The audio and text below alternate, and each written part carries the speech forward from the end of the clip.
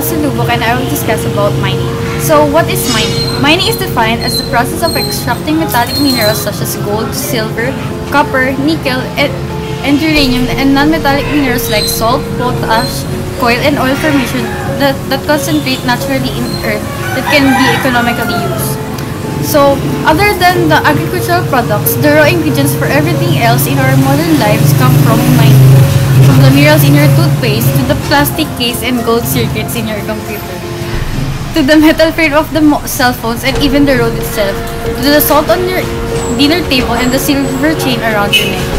Mining is required to obtain any non-renewable resource that can be grown or created artificially in factory or laboratory. So, there are two types of mining, surface mining and underground mining. Surface mining is where surface vegetation, dirt, and sometimes rock is removed to reach the buried deposits.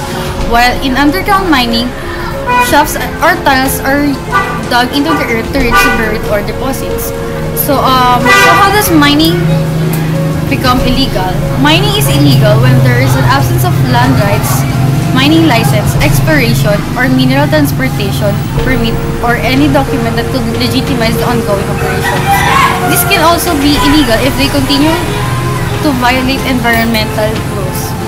What are the effects of illegal mining? In air, mining has a great effect on the quality of the air since mines need to blast through rock to get to the ore and thus may be produced in the process. Acid rain and smog are also some side effects of mining. Water. Mines are used a lot of water.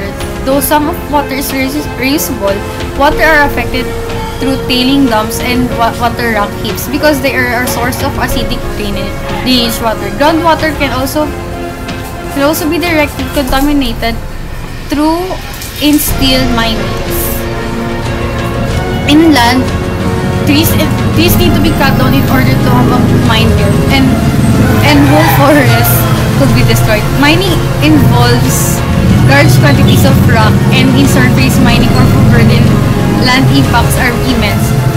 Mining activities also may lead to erosion, which is dangerous and bad for the land. It destroys riverbanks and changes how the river flows and where it flows and what lives in. In ecosystem damage, mining destroys animal habitats and ecosystem.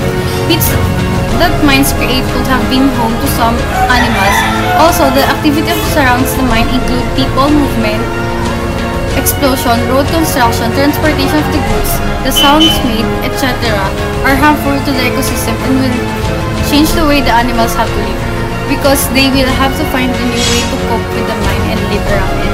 Thus, mining is still essential to our economic growth, and to be clear, these negative effects are brought by illegal mining and can be mitigated by promotion of responsible mining, where in the land that is used for mining is being rehabilitated.